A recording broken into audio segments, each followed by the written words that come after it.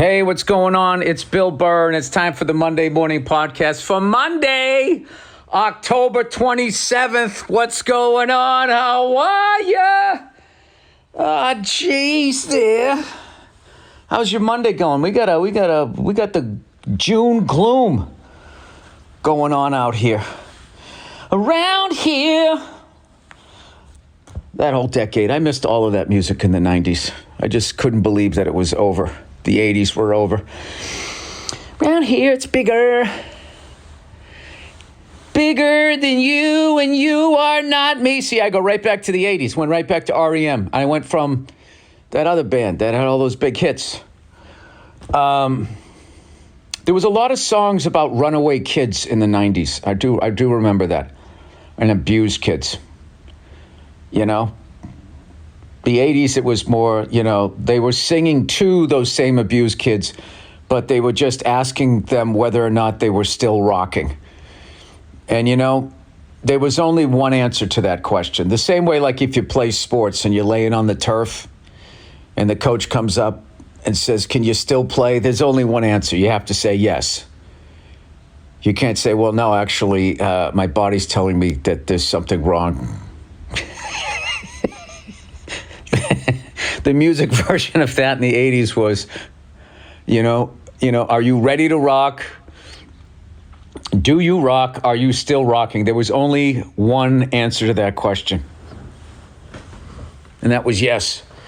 Or yeah. There was no way in any way, shape, or form you could ever tell anybody for that entire decade of the 80s that on that particular afternoon that you were not ready to rock, or you weren't rocking, or you didn't feel like rocking. Maybe you just felt like chilling out. It was not an option. And that's because the cocaine was pure. No, it wasn't. They were putting baking soda in it by then. Typical capitalism. You can't just be happy with your giant fucking mansion with the initials on the back of your chair and your two fucking elephant tucks, like framing it, on either side. You can't be happy with that. We need to turn more of a profit. More of a fucking profit. Anyway, let's plow ahead here. Let's move on. Oh, Billy Gym Rat. Oh, Billy boy. He's going back to the gym again. It's been 5 years since he put on his fucking COVID weight. When the fuck are you gonna fucking commit? Stop going to the doctor. Yes, I'm going to do that. I gotta finally do. Now that I've actually gone and got my blood work, and they said my cholesterol was a little high, and then they're like, we could put you on some medication, right? Not doing that. Really? And what internal organ does that fuck up? I'm not doing that. Or I could not walk around with an extra 15 pounds on my belly that I don't need. So, I've been going to the gym every day, last 3 days. So I got to go again today. Still doing the weights. I'm not going to become remember Heroine Chic? That was 90s. Heroine Chic. AIDSy sort of look, blood disease. That was actually considered hot for a minute in the 80s. Looking like, hey, is that person on heroin? Do they have a blood disease? Oh my God. Can you introduce me?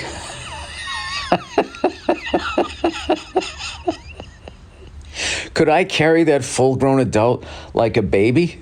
Oh my God. Can I meet that person? That for a second.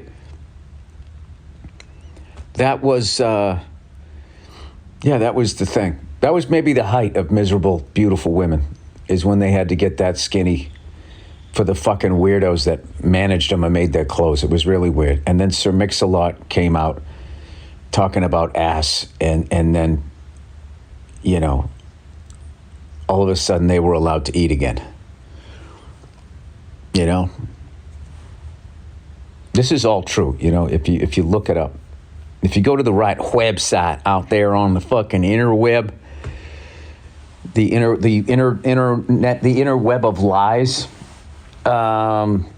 I'm still thinking about that bullshit from a few weeks ago. That was a fucking, what a bunch of fucking, oh, that was one of the hardest things ever, to keep my mouth shut and just not trash every one of those fucking cunts.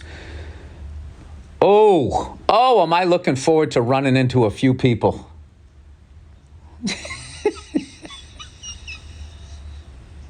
Hey, what's the latest? What's the latest on you caring about? It's weird. All of a sudden you don't care anymore? What happened? You flapping your fucking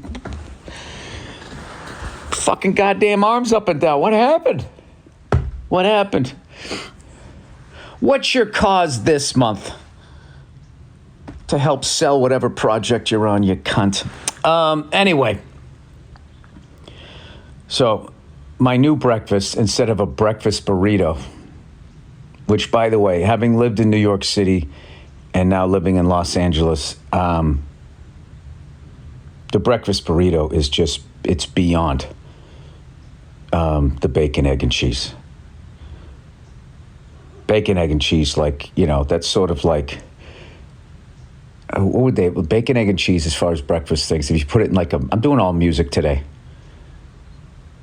It would be like, you know, Zeppelin, Black Sabbath, of breakfast sandwiches. And then, like, it gets more hardcore, you know, as Metallica, Anthrax, and all these other bands. And that's the breakfast burrito.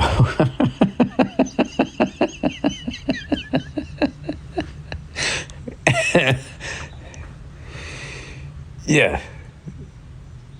It's like the difference between to that fucking speed metal, fucking insane shit. I'm a fan of both, but I would give the nod to the breakfast burrito. And then I grew up in Massachusetts, and there really wasn't a breakfast sandwich. The only breakfast sandwich we had up there was like a fucking Egg McMuffin, but like you would get like, you know, bacon and eggs or something like that. And a coffee. You just sort of a regular breakfast. But anyway, I can't fucking do that. Right, of course, when I was getting into learning how to make a breakfast burrito, interestingly enough, I get my cholesterol check and that is fucking too high. I was eating like that. Oh. There's no more fun in the world than getting high cholesterol. So now I am back to, I have oatmeal for breakfast, or I have a parfait with the Greek yogurt and, you know, a couple helpings, because my blood sugar was low, because I don't eat fruit, and I also don't eat candy or any of that shit anymore, so I had to have some fruit. And then at night, I just have like steamed broccoli, and I know. Are you hanging your head too? It's fucking sad. Steamed broccoli and like snow peas is what I snack on. And the first night you put all that green vegetables into a bowl and you're looking at it, as opposed to having like a fucking, you know, something fun, something that's sugary or salty, it's like, but after like 2 bites of it, you're like, oh, this tastes good. This makes sense. And then you kind of like leveled out, as opposed to it's like the first time you stop drinking and you go to a party and everybody else is getting drunk and you don't. And at first you feel like you're missing out, and then you start seeing people drunk, and then you're just like, oh, is that what I look like? They're not even that drunk. I used to get fucking hammered. So anyway, there's a number I want to get down to by the end of the year. You know, 172 is where I like to be, but I'm going to be a little bit underneath that. Maybe like 169, 170. That's what I have to get down to. I was a $190. I'm down to like 187 now. So that's easy to drop that by the end of the year. A couple, 2-3 pounds a week. And I finally got back on the scale. And then I just weigh myself every goddamn day. And that's the way I'm doing it. All right, I'm taking it 1 pound at a time. You know, the last 5 years, we didn't get it done. I got no one to blame but myself. So, yeah, that's what I'm up to. And other than that, let's talk some fucking sports. Let's talk some bread that I can't eat, and circus that I don't go to because of the way they treat the animals. And I have a special coming out.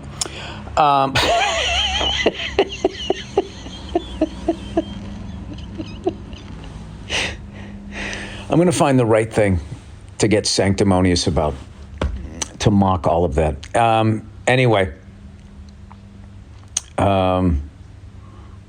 Yeah, evidently everything must have cleared up because there's no more chatter. They must have fixed everything. It's going to be passive and it's going to be aggressive. Anyway, let's talk sports. All right, let's talk my Boston Bruins. To look at their records, you would know that they are a much improved team. We're scoring a ton of goals, but we're letting in even more. But we've had a bunch of competitive games. There's only been a few, we won the first 3, then we lost 6 in a row. But we were in all of those games. And, a couple pucks didn't bounce our way, a couple of brain farts on fucking defense, too many odd man rushes, shit like that. But stuff that's fixable. We finally won. We beat the Avalanche on Saturday afternoon. And I don't know, I like what I saw. I listen, I'm not like one of these fucking fans that expects in 1 year. Like we are rebuilding. Letting Marchand go and taking that money and investing it back into the team and letting Marchand go out as a champion. Like, I get all of that, and I know that it's going to take a couple of seasons to bring us back, but, like, it's been a lot more fun to watch him this year than last year already. Shout out to Morgan Geeky, that fucking, that play. He came down and beat the other dude to the puck and faked like he was going around the back of the net. So the Avalanche guy went around. Not only does he go around the wrong side of the net, the dude fucking wiped out like me at a public skate. And the goalie was looking at his own defenseman thinking he was looking at Geeky with the puck, and Geeky came back around the other side and just fucking tucked it in right at the end of the period. And I was sitting there going like, God damn, I think we're going to win this one. And then the third period came along, and my son came in and said, Dad, will you ride bikes with me? So I had to say yes. So that is what, anytime my kids say, can you play with me? Can you do something with me? Even if I just sat down, I just say yes, because I've talked to enough parents with grown-up kids, and I'm sick of them telling me, it goes by fast, make sure you don't miss it. And like, I know what they're saying, but it's also like, you are also romanticizing how fucking exhausting it is to have little kids. And now you're looking back and you're forgetting how fucking tired you were and how you just tried to make it to 8 o'clock at night every day, you know? But, you know, my daughter's getting really good at soccer. We have this indoor soccer ball, and she legit fakes me out now. And then I act like I'm really upset about it, which cracks her up, and that's how I get the ball back. Like, I kind of just have to make her laugh if I'm going to get her back, if I'm going to get the ball back. So anyway, so the Bruins won. I don't know if they're playing tonight, but I'm starting to book some stand-up dates for next year, and I'm going to knock out the final 3 teams that I need to see. The Kraken, the Mammoth, and the Carolina Hurricanes.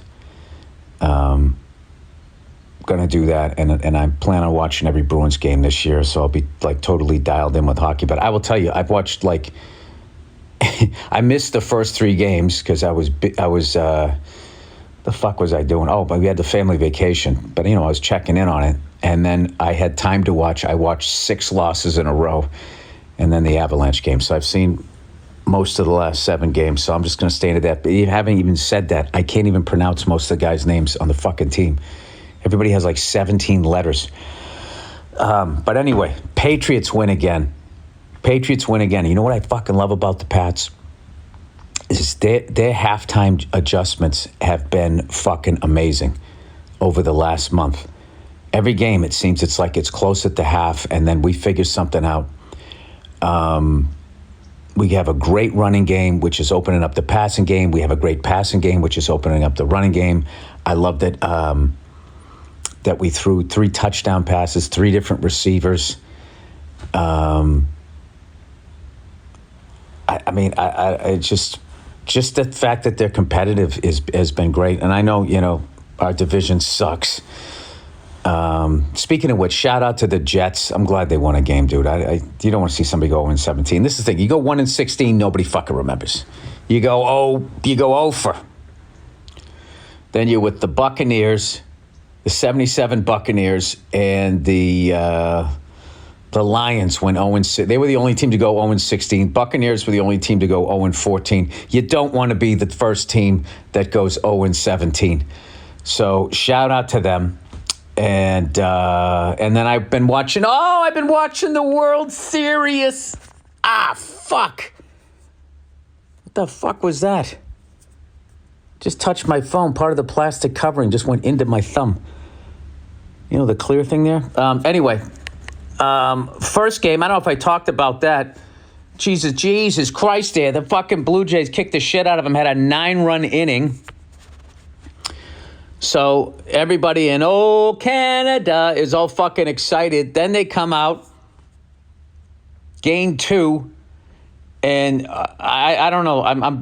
I got the kids, so I don't know anybody's name. The fucking pitcher for the Dodgers, holy shit.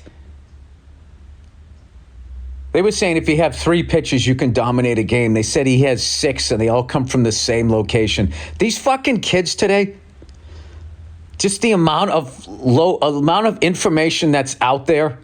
Nobody fucking thought to do that when I was growing up.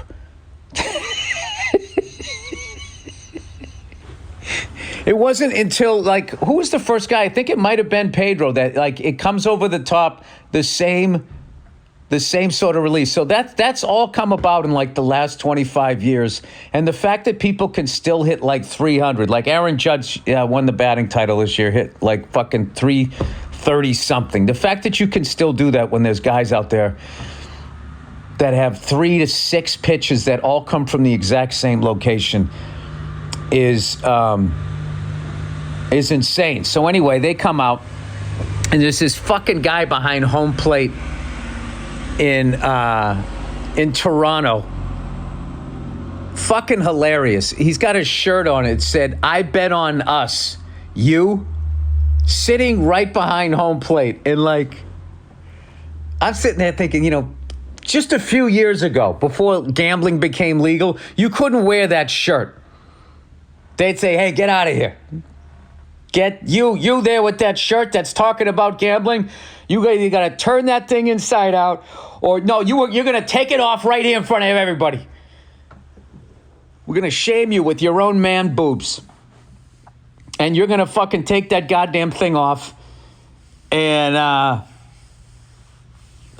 because we are not going to be associated with gambling whatsoever." I mean, back in the day, Joe Namath and Mickey Mantle opened a bar, and there was just too many unsavory type people hanging out. He shut that fucking thing down.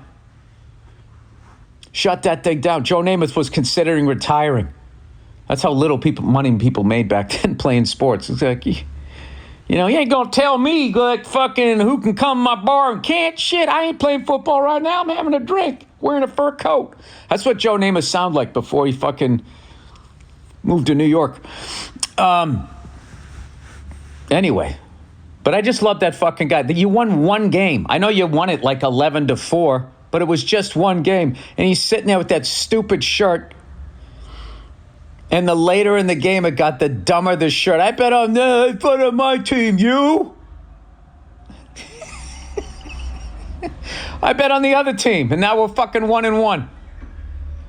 What kind of a fucking asshole in a 7-game series that thinks the fucking series is over after game? And why are you talking shit?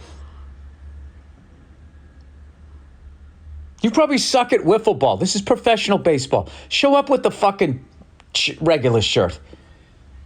I bet on my team, you. I bet on the other team. And? And we both have no idea what the fuck's going to happen. So, anyway, it's coming back. It's in L.A. tonight. And I'm going to watch that. Dante Bichette is back. They put him at second base. And it's been game 1 was shocking. And then I would say game 2 is more like what people thought it was going to be, because the Blue Jays had a good pitcher that game also. But I don't know. What do you guys think? You think game 3? Game 3. This is a big one. This is a big one, because if the Blue Jays fucking take this, then I feel like they can win the series. But if the Dodgers take this, then it starts looking like game 1 was just a fluke or like a bad game. But I was rooting for the Dodgers. I still love the Dodgers from when I was a kid. But yesterday I was watching the game, and I got there for the announcements in the beginning of the game, and they panned down the Blue Jays team, and I was like, is that Don Mattingly? Is that Donnie Baseball? Is he in another fucking World Series? I got to root for the Blue Jays. I want to see Mattingly get a fucking ring. That guy has been so great for baseball. And he's come close a bunch of times, or retired. He retired from the Yankees right before Jeter and all those guys went on the run. And I would just love to see that guy get a ring. I'll be happy either way. I'll kind of be happy either way, but I'm just hoping it's going to be a good series. But I'm not going to lie to you. I am rooting for the Blue Jays now, because I want to see Mattingly get a ring. There, I said it. All right? Even though I'm a Red Sox fan, I don't take it that far. But I will say, Don Mattingly, like Tom Selleck and Burt Reynolds, I was saying this to a friend of mine, he just doesn't look right without a mustache. John Oates, another guy. You got to grow it back. You got to grow it back. There's too much skin between your upper lip and the bottom of your nose. There needs to be a mustache there. Other people, not so much. You know what I mean? It all depends on how much, face taint you have between between your nose and your upper lip. Other people grow a mustache and they look like they're playing a villain in a silent movie. And it's like, you don't need to do that. But Don Mattingly, that was one of the great mustaches of the 80s. There were some great mustaches in baseball. Mike Schmidt had a great mustache. Don Mattingly, arguably, I would say, had the mustache. Who else? The 70s were probably the best with the mustaches and the fucking mutton chops or whatever. But anyway, let's plow ahead here. Oh yeah. So anyway, I'm going to be getting some. I'll have some road dates.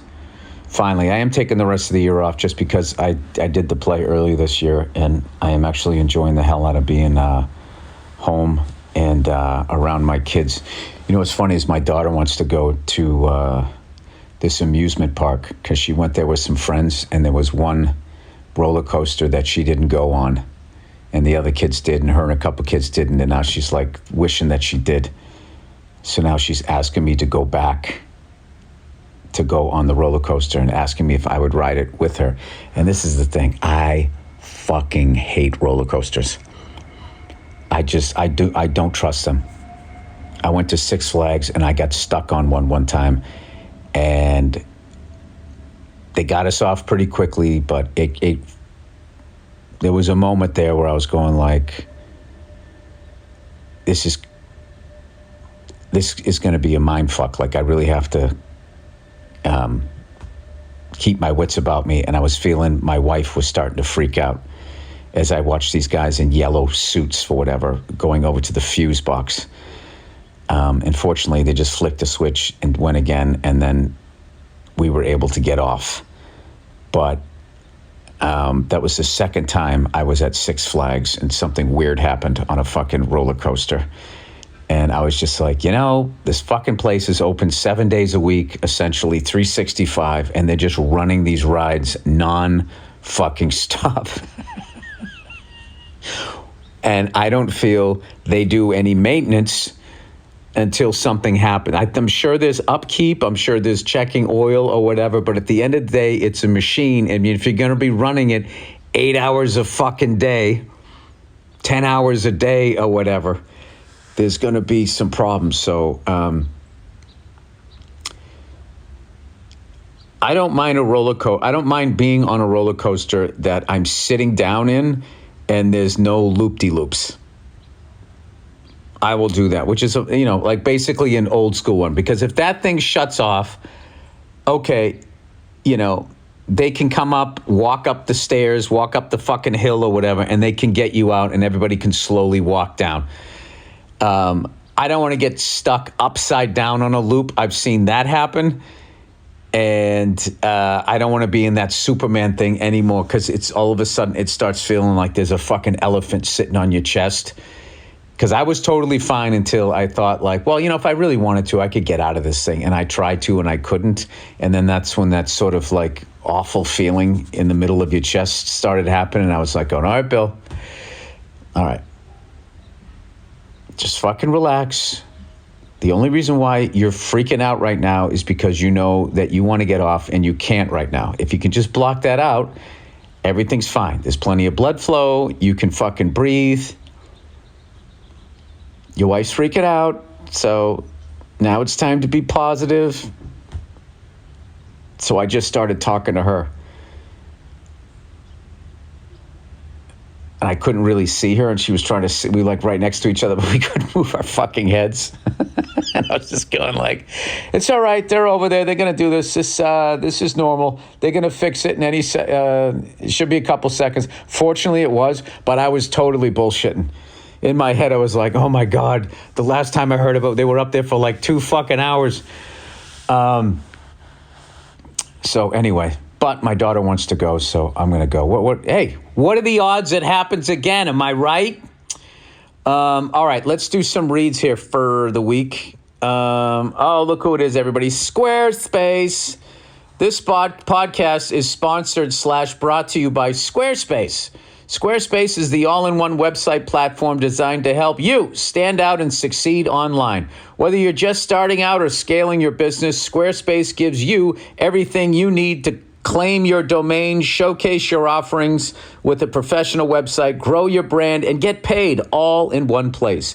From consultations to events and experiences, showcase your offerings with a customizable website designed to attract clients and grow your business. Get discovered fast with integrated Squarespace SEO tools. Every website is optimized to be indexed with meta descriptions and auto-generated sitemap and more. So you show up more often on search engines and bring in more of your ideal customers. Squarespace makes it easy to showcase your expertise and engage clients with video content on your website. Upload and organize your videos.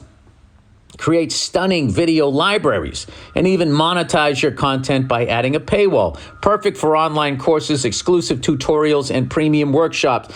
Where do we get this, Bill? Well, you head to squarespace.com/Burr for a free trial. And when you're ready to launch, use offer code Burr, B-U-R-R, to save 10% off your first purchase of a website or domain. That's squarespace.com/Burr, B-U-R-R, for a free trial. And when you're ready to launch, use offer code Burr, B-U-R-R, to save 10% off your first purchase of a website or domain. Oh, Jesus there. Look who it is, everybody. Look who it is there. It's all hymns. It wasn't us, it was them. The Warriors. Hymns, everybody. According to the National Institutes of Health, as many as 30 million men in the United States experience erectile dysfunction. It's more common than a bad night's sleep. The good news, Hims makes getting access to treatment simple, so you can feel like yourself again without the stress or awkwardness. Through Hims, you can access personalized prescription treatment options Through Hims, you can access personalized prescription treatment options for erectile dysfunction, like hard mints. You get it? You take a mint, it's hard, your dick's hard, you're banging away. And Sex RX plus Climax Control. If prescribed. What does a pill go into your fucking nutsack and just block the jizz? I can't hold it anymore. Hims offers access for erectile dysfunction treatment options ranging from trusted generics that cost 95% less than brand names to hard mints if prescribed. You shouldn't have to go out of your way to feel like yourself. Hims brings expert care straight to you with 100% online access to personalized treatment plans that put your goals first. This isn't a one-size-fits-all care that forgets you in the waiting room. It's your health and your goals put first with the real medical providers, making sure you get what you need to get results. Think of Hims as your digital front door that gets you back to your old self with simple 100% online access to trusted treatments for erectile dysfunction and more, all in one place. To get simple online access to personalized, affordable care for erectile dysfunction, hair loss, weight loss, and more, visit hims.com/Burr. You're going to be a whole new you. Flat stomach, hard cock, and a fucking full head of hair, dude. That's hims.com/Burr, B-U-R-R, for your first online visit. Hims.com/Burr. Actual price will depend on product and subscription plan. Featured products include compound drug products, which the FDA does not approve or verify for safety, effectiveness, or quality. Prescriptions required. See website for detailed restrictions and important safety information. All right, there we go. All right, here we go. Oh, my God. Look what's back. All right. Questions from the listeners. This says Toronto. Ugh. Hi, Billy Bald Taint. On the second reference to a taint this week. Who knew? Who knew? I'm a Canadian who absolutely cannot stand Toronto pro sports franchises, especially the Maple Leafs. Yes. Now, hopefully this person, looks like in the next sentence, they're going to explain this, but the level of hatred that Canada has for their own capital, the media capital, whatever it is. I almost forgot. Ottawa is the capital of Canada, but Toronto is the media capital. All right, hopefully this person is going to explain it. Because our media is concentrated in Toronto. CBC, CTV, TSN, Sportsnet. The rest of the country gets the Leafs, Blue Jays, and Raptors shoved down our throats 24/7, 365. It's incredibly frustrating. No, I get it. That's like New York City. If any team in New York wins like 3 games in a row, oh my God, is this the return of the, like... All the Jets have to do is win 2 more in a row, and all of a sudden you'll have to someone's going to get a nickname, and it's going to be, all of that insufferable shit. But you have literally 30% better stats in Seattle, and nobody cares. Anyway, then they slapped the label Canada's team on the Jays and Raptors as if the rest of the country doesn't know there are other teams in North America to support. It's insulting. You're lucky in the state that your media isn't concentrated in just one city. Imagine if New York were the only media hub. Well, New York is the New York sports bias. I mean, the level that Boston teams get trashed, winning or losing. Like the joy that so many people in the sports media had when Bill Belichick went to the University of North Carolina and they got their asses kicked the first. If they're following this guy to college. But New York and LA, we have real sports rivalries with both of those cities. So, I mean, I don't know. I'm surprised that you don't know this, but if you do something in New York City or in Los Angeles, it means at least 40% more than if you do it in fucking Seattle or Milwaukee, Kansas City, or anything like that, or Pittsburgh. No one even knows what's happening. That kid in fucking Seattle, a shortstop, hit 60 home runs. I didn't even hear about it. I mean, I'm not totally paying attention, but if that was going on in New York or LA, forget about it. I mean, I live in LA, but I will say New York. I would be 100% aware that there was a shortstop hitting 60 home runs. Frank Sinatra Jr. would probably fucking write a song about it. Anyway, but he says the media isn't concentrated just once. Imagine if the New York were the only media hub, Yankees, Rangers, Knicks, and Giants all day, every day. I'm sure that would drive you nuts. Toronto also has this constant need for validation from cities like New York and LA. It's like a cringier version of Sally Field saying, Won't you like me if you just get to know me? Or the classic Toronto refrain, we're a world-class city, don't you know? Oh, no, we're a world-class city, don't you know? Newsflash, world-class cities don't need to say it, they just are, yes. Yeah, there's a lot of people that could take that advice, you know? There's a lot of, like, just individual people. You know, like all of this fucking bravado everybody has. Everybody's, you know, you don't want this smoke. I'm not the one. What? I said it. It's like you're online.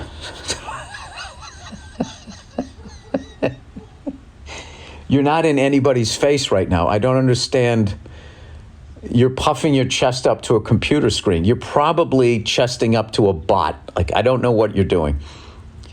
Anyway, yeah, I would say in our country, that city, you know, was always Chicago. They used to try to say it was Boston and like Philadelphia. Like the New York sports media created this storyline that Boston and Philadelphia had an inferiority complex. Because we were so close to New York, but we weren't New York. It was the most New York like mindset. It's just like, you're a New Yorker, right? Do you even consider Boston or Philadelphia? And they would be like, no, fuck them. It's like, yeah, we feel the same way. Nobody cares. Nobody gives a fuck. People in Buffalo don't give a fuck about Boston. I don't think about Buffalo. Nobody's thinking about New York. Nobody cares. Nobody gives a fuck. People have their lives. People are going to work. There's a chick there they want to bang. That's what the fuck they give a shit about. They give a fuck about their own hometown. They give a shit about whether or not they can fucking afford to make the rent. That's what they're focusing on. They're not sitting there ignoring the needs of their children, counting buildings on their skyline, going, why does this city have more than us?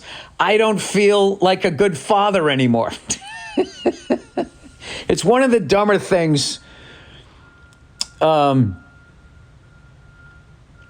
just, you know, sports writers, they have to write about sports every day. So they just sort of like invent these things. And I finally discovered that I brought this up before, when the Red Sox finally won a World Series and ended that 86-year drought, they started saying on ESPN, I'll tell you, if the Red Sox win, their fans aren't going to know what to do with themselves.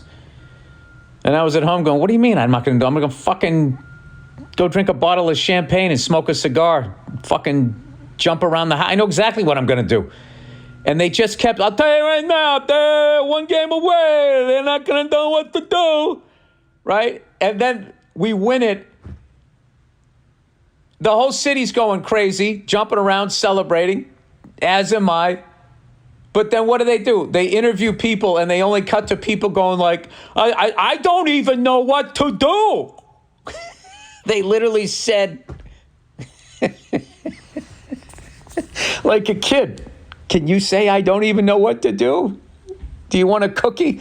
And they just sort of like shove this narrative down their fucking, like, I've talked about this for years. Like, I lived in New York for like, I don't know, 10, 12 years. I never heard anybody go, oh, I'm walking here.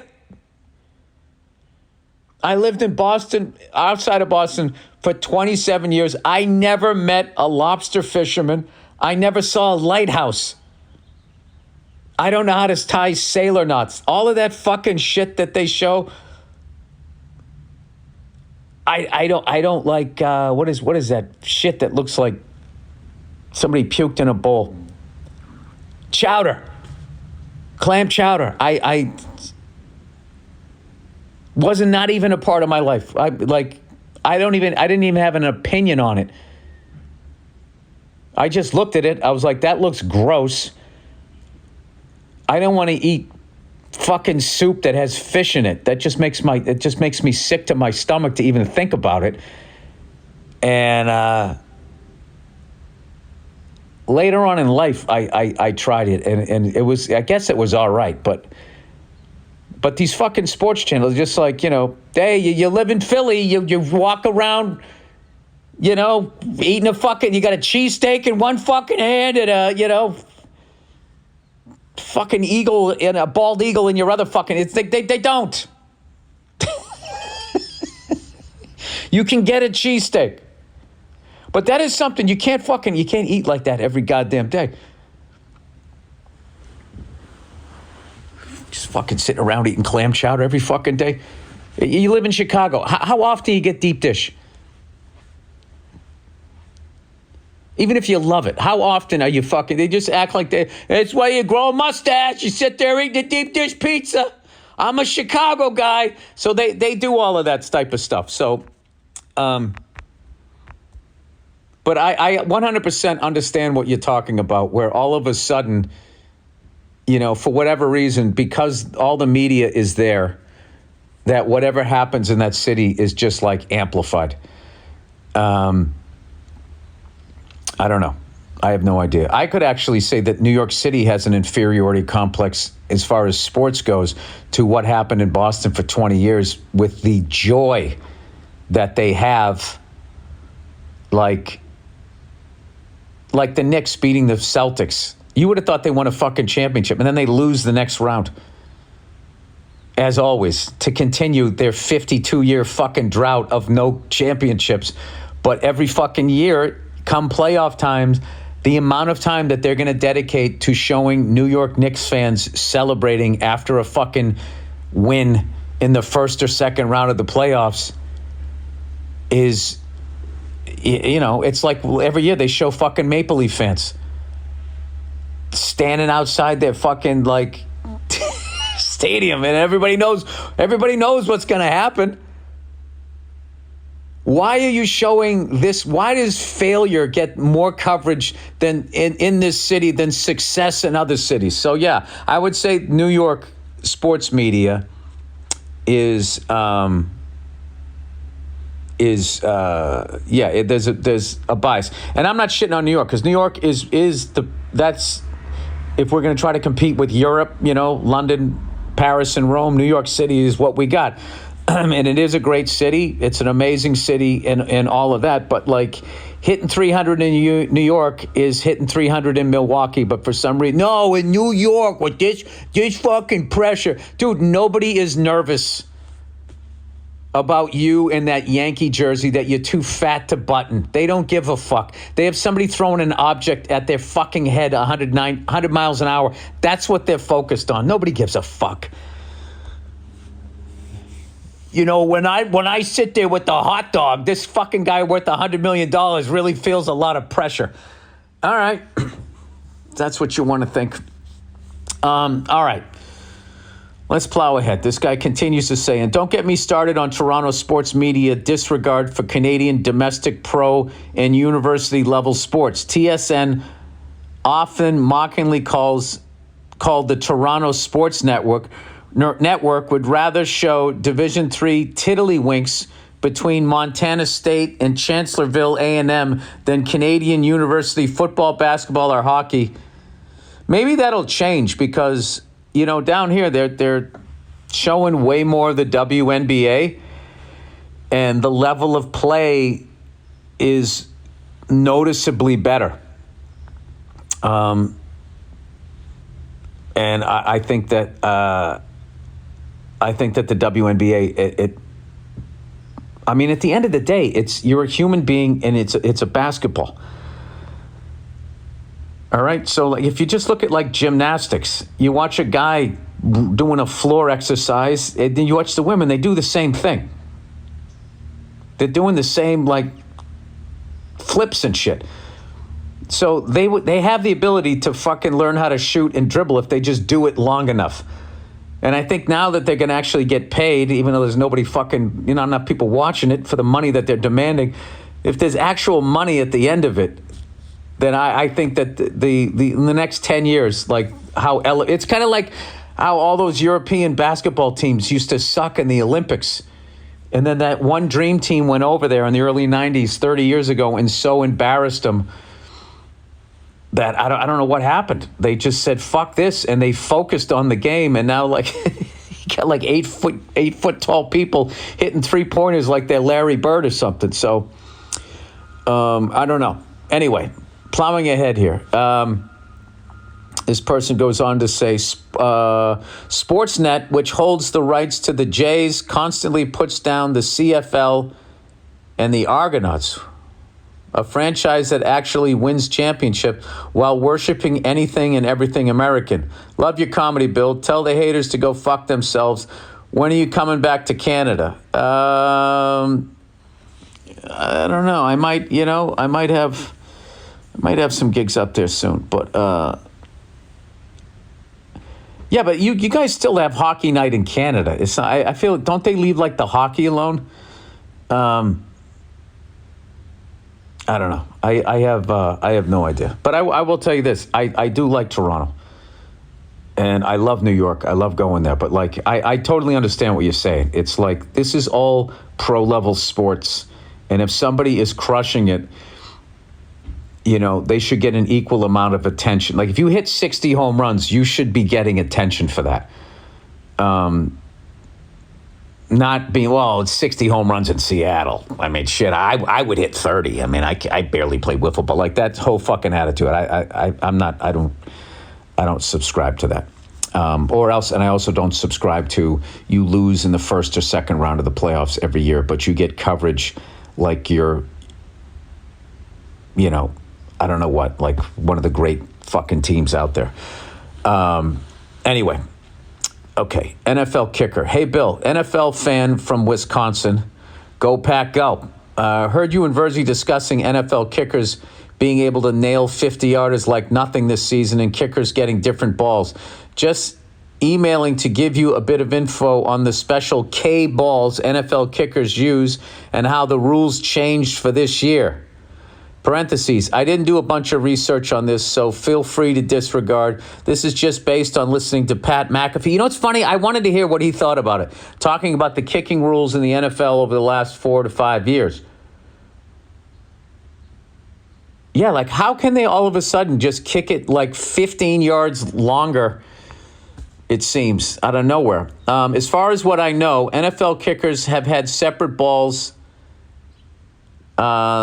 than what are used in all non-kicking plays since 1999. The K-balls were given to each team immediately prior to game time to avoid teams having time to manipulate the balls too much before the game. Kickers complained that these balls were too slick. They were essentially brand new and rock hard, whereas the balls used in the rest of the game had been roughed up and broken in. In 2000, this is fascinating. In 2006, one of the K-balls made its way onto the field by accident, and the QB dropped the snap, resulting in a fumble. They complained that it was because of how slick the K-ball was. Teams used this as an argument to push against the K-ball rule. And after that season, each home team's equipment manager was given a short window of time before the game where they could break in a certain number of balls to be used on all kicking plays that game. That's like when you buy a new motorcycle and you got to be worried that, the first turn you take, the tires still have, I don't know what, like wax on them or some shit. And the bike goes out from underneath you. Anyway, this is done under the supervision of NFL refs to ensure that the equipment managers aren't using any illegal substances or letting any air out. From what I understand, this past season, they changed the rule to remove that short window of time requirement. Now teams can break balls in several days in advance. This paired with kickers being significantly better skill and get the fuck out of here with that. 3 years ago, a 56-yarder was amazing. Now they're kicking them in the ball, a 56-yarder, and it's still like the net needs to stop it from going into the crowd. Anyway, this paired with kickers being significantly better skill and strength-wise than they were before the 2006 rule is why 50-yarders have seemed like chip shots this season. I could be entirely wrong, but I hope this helped cleared it up. Yeah, you know what? I mean, as far as 2006, I'm sure they are in much better shape. I mean, I don't know. When somebody runs a kickback and you see the kicker try to keep up with a returner in the NFL, they still look pretty pathetic. I don't know, but does lifting weights and getting you in shape make you faster? Probably not. All right. I don't know. I'll go with most of that, but I also know that each year the NFL tries to do something with rules and everything to make sure more games come down to the final play. Not so it's more exciting. It's so you'll watch all the commercials and they can make all of this and they can charge, peak of the game fees for commercials right until the end. Because that's what happens. If it's a blowout, people fucking turn it off. The advertisers, used to be like, well, if I'm advertising in the fourth quarter, if it's a tie game, people are still watching, I'll pay this fee. But if it's like any more than this, if the team's down by this many points or more, I'm not paying full price. So I feel like they've manipulated the games. They manipulated the game so more games than not come down to this. And I also think that offense is what sells the game to the casual fan. More viewers, more ratings, more money. I don't know. I feel like this is football's version of like juicing up the baseball when baseball was sort of a game of the past and all of these records that just stood for decade after decade after decade. And they never really addressed why, which was like all of these records were done when it was a whites only league. And like after Jackie Robinson came in, that's why so many of those records just are never going to get broken. It's just because once you let the best of everybody, obviously the level of play ridiculously got elevated. And then each year with the knowledge that people have. Can you imagine if you had 6 different pitches that all came from the exact same place and you went in and pitched to people in the 1920s and 30s? They never fucking saw anything like that. No fucking way. The game, it was too early.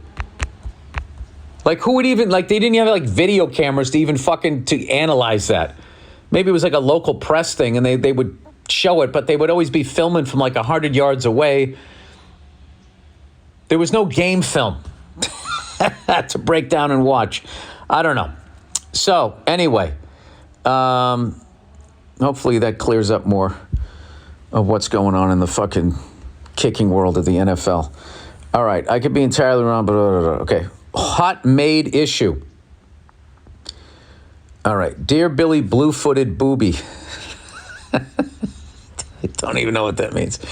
I got a dilemma, and I'm seeking your professional advice. All right, I am not a professional, okay? You have a dilemma, and you don't have the time or the money to talk to a professional, so now you're asking a comedian, okay? So take all of this with a grain of salt. I am a 33-year-old American living in Brazil, and I've been here for almost 10 years now, and I love it. I originally came to study abroad, but ended up staying and getting married to a Brazilian girl. Dude, believe me, I understand all of that.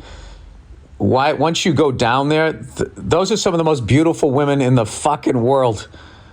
Absolute goddesses. That whole continent, I would say, arguably has the most beautiful women in the fucking world. We have no intentions of moving to the States, although we're also not that couple that says, fuck the USA, I could never live there. We just prefer living here. People like to politicize our choice to live in Brazil over the USA. Anything for people to pick a fucking side. Yeah, 100%. Anyway, recently we hired a maid to clean our apartment twice a month. It's a common practice here, especially among couples or families that work. Brazilians are clean freaks. So we got this contract from a friend, and I sent her a message, and she came over to clean 2 weeks ago. The problem is that she is a fucking 10. She's in her 20s, has a tight ass, bronze skin, and a beautiful smile. She is gorgeous. I work from home Mondays and Fridays, and my wife works in an office every day of the week. That means that it makes the most sense for the maid to come over on Monday or Friday. Well, why not Tuesday or Thursday? I don't understand. What? She's gorgeous. I work from homes Mondays and Fridays. Oh, because someone needs to let her in. Okay, I get it. All right. Just going to come out and say I'm not going to cheat on my wife. That is not where this email is going. I was going to say I'm glad it isn't, because had I known you were going to go in that direction, I would have all of these. You get given a lot of details. While the maid is super friendly and nice, she seems respectful of my relationship. Parentheses, LOL for now.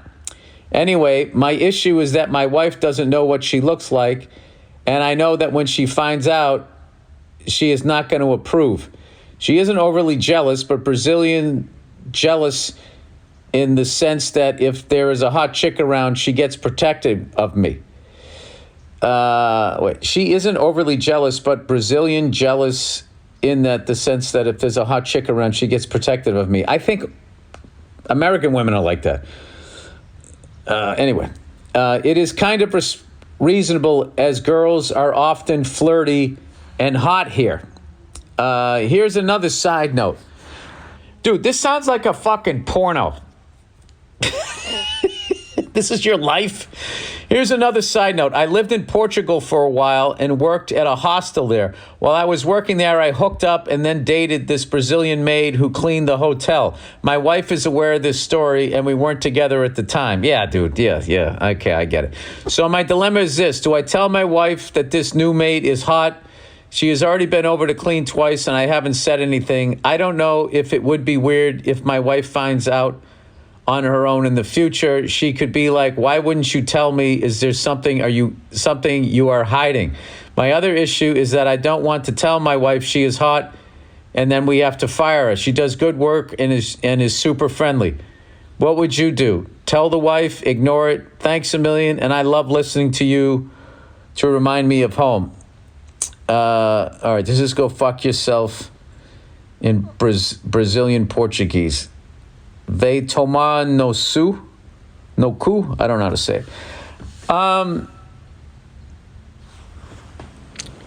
What would I do? I would tell her.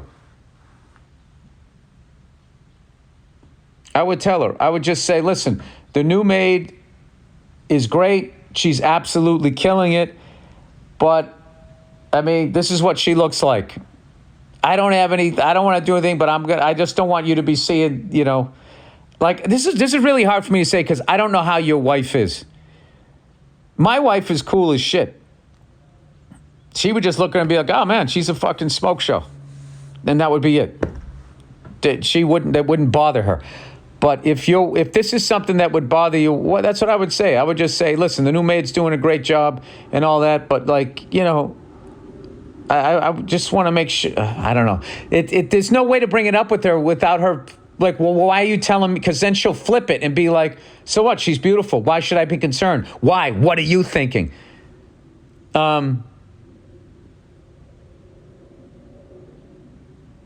Here's what I don't know. If you're not going to fuck her, then what's the problem? So what I would do, yeah, you know what? I wouldn't say anything. And then if your wife has a problem, all I'm doing is protecting you in the argument, because I feel like if you actually tell her, you're going to get into an argument from the way you're describing her. So what I would do, I just wouldn't say anything and be like, yeah, when she brings it up, be like, first of all, I'm married to you. Second of all, that woman's in like her fucking 20s. Oh, well, you did this before. Yeah, when I was single, I wasn't with you. And then I would just keep it on that. And as long as you're not fucking her, what is the problem? What is the fucking problem? The problem is that you wrote in here and you said she's a fucking smoke show. So I don't know, dude. I'm choosing to believe you that you have no intentions of banging her. But like I said, I mean, I'll be honest with you. That whole story sounds like the beginning of a porno to me. And in the porno, the wife comes home and is upset for half a second and then joins you. I don't think that will happen in real life, but I don't live in Brazil. All right. Shooting hogs with a helicopter.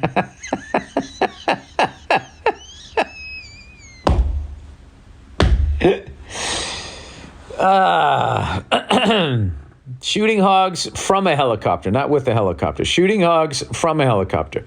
Dear Migs May Freckles, have you ever heard of Heli-Hogging? I haven't heard it put it that way. That sounds like you have a helicopter, you got to fly some overweight people. And you got to be concerned about how much fuel you're going to put in the fucking helicopter. It's the practice of shooting feral hogs with rifles from a helicopter. Yes, I've seen it. And, I mean, it's amazing. You have to factor in the speed of the helicopter with the speed of the hog. And I wouldn't think that the helicopter is always going the same speed. So it's like bow fishing if the boat was like full out, you know? I don't know. It seems really difficult. There are millions of feral hogs running wild, in the U.S. today. When European explorers were sailing all over the world, they would drop off male and female pigs on any island they came across so that they would breed with each other, and future sailors who stopped at the island would have a source of food. The feral hogs in America are descended from pigs that European explorers... What the fucking thing to do to a pig? Thing is living in Europe, you know, all that great architecture and food, and then you just drop it off in the middle of nowhere. Guess there's nothing left to do but fuck. The feral hogs in America are descended from pigs that European explorers, including Christopher Columbus, set loose here in the 16th century. These hogs are considered an invasive species, are very destructive to crops and habitats, and they multiply out of control. The federal government spends over $20 million a year to manage their population. Well, why don't they use ICE to get these fucking things? In many states... I still don't understand why they have to bring those people to Alligator Alcatraz. They weren't like out there robbing banks. They were working in restaurants. These are hardworking people. They didn't come here the right way. All right, you want to remove you? There's still a respectful way that you could get rid of them. To do it in such a mean, non-caring fashion, and for so many people to be like excited about that, is just so fucking depressing. It's just fucking like, you're excited looking at that, seeing this woman crying as she's getting her kids taken out of her arms. Okay, she came here illegal, but she's working her fucking ass off. Dude, if you're an American citizen, you can murder and rape another citizen and they'll put you in a prison that is not surrounded by alligators. I don't understand. Is Alligator Alcatraz even something? Does that actually exist? Or is that just something Trump said? I feel like he watches Austin Powers on a loop and is like, that's a good idea. I should do that. Anyway, in many states, there is no hunting. There's no hunting limit on them. In Texas, it is even legal to shoot them from a helicopter. The pilot flies low enough to flush them out of wooded areas into the open. All you need is a regular hunting license. Hunters will pay good money for the opportunity to do this. Their meat is used in pet food and is also fine for human consumption. So if you ever get sick of Hollywood bullshit and people trying to cancel your stand-up act, no. You guys were all fucking all over the place. You guys were on that bullshit last week. Everybody was on that. That was the funniest thing, too. Trumpers acting like they give a fuck about human rights. Your liberal ass can help save the environment by flying some cool, crazy rednecks and their guns out to shoot wild pigs. I'd help bridge the political divide. Oh, it would help to visit the political divide in this country, and God knows we could use that. Yeah, absolutely. I mean, I wouldn't want to fly people shooting guns outside. I wouldn't mind doing it. Anyway, I hope you find this interesting. Thanks for the podcast, and please come back to Peoria sometime. Homer Richard Pryor. Yeah, no, it looks like, and not only is it a good thing for the environment, it looks fun as hell. It does look fun as hell, and it looks way safer than hunting them on the ground. I've seen enough of those hunting videos where they flush them out, and you basically got one shot if you miss them. I still don't understand, you know, those tusks they have, like how that it looks more like it would be blunt force trauma as opposed to sharp, but they'll open you up like a fucking fillet. They're such weird animals. Like, as they're opening you up, they're squealing like they're the ones getting fucking filleted.